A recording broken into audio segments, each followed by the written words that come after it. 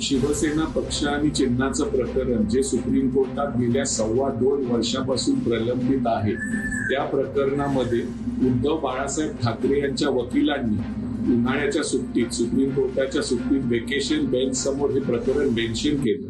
त्यांचं म्हणणं होतं की सुप्रीम कोर्टाने लवकर यात निर्णय द्यावा, कारण स्थानिक स्वराज्य संस्थांच्या निवडणुका येऊन ठेपलेल्या आहेत. सुप्रीम कोर्टाने ते प्रकरण 14 जुलैला म्हणजे उन्हाळ्याच्या सुट्टीनंतरच्या पहिल्या दिवशी हे प्रकरण बोर्डावर आलं.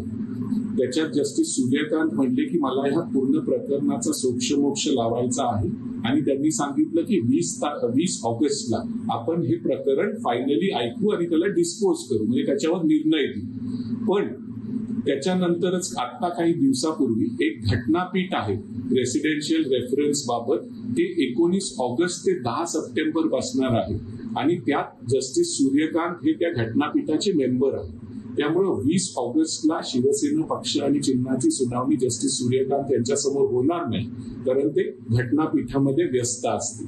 आता परत उद्धव बाळासाहेब ठाकरेंच्या वतीने त्यांच्या वकिलांनी हे मॅटर काल मेन्शन केलं आणि त्यांचं म्हणणं होतं जस्टिस सूर्यकांत यांना की 20 ऑगस्टला हे प्रकरण ऐकलं जाणार नाहीये, तर तुम्ही लवकरची किंवा त्यानंतरची सप्टेंबर ऑक्टोबर मधली एक फिक्स तारीख आम्हाला द्या.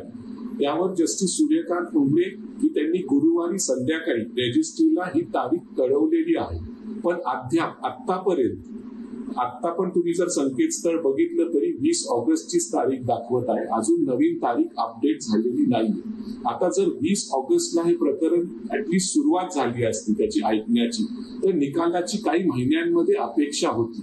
पण आता परत नवीन तारीख 15 सप्टेंबर नंतरची किंवा ऑक्टोबरची मिळणार, मग ते परत बोर्डावर येईल का नाही, प्रकरण पोहोचेल का नाही, त्याच्यावर कधी सुनावणी होणार, आता हे परत सगळं लांबलं गेलं आहे. आणि महापालिकेच्या आधी किंवा स्थानिक स्वराज्य संस्थेच्या आधी याचा निकाल येतो का नाही, आता त्याच्यात साशंकता वाटत आहे. एखाद्या वेळेस हा निकाल पुढच्या वर्षी येऊ शकतो. आणि तुम्हाला माहितच असेल की जस्टिस भूषण गवई यांचा कार्यकाळ 23 नोव्हेंबरला संपतो आणि त्याच्यानंतर जस्टिस सूर्यकांत हे सरन्यायाधीश बनणार आहे. आता राष्ट्रवादी पक्ष आणि चिन्हाचं प्रकरण पण जस्टिस सूर्यकांत यांच्या समोर आहे आणि शिवसेनेचं पण त्यांच्या समोर आहे. तर त्यावर ते मग काय निर्णय घेतात, कधी तो निर्णय येईल, काय निर्णय येईल, आता हे परत गुलदस्त्यात आहे आणि परत आपल्याला अजून थोडी वाट बघावी लागेल. आता 2.25 वर्ष आपण वाट बघितलेली आहे, आता अजून काही महिने वाट बघावी लागेल. ही बाब अत्यंत गंभीर आहे की लवकर याच्यावर निर्णय होत नाहीये.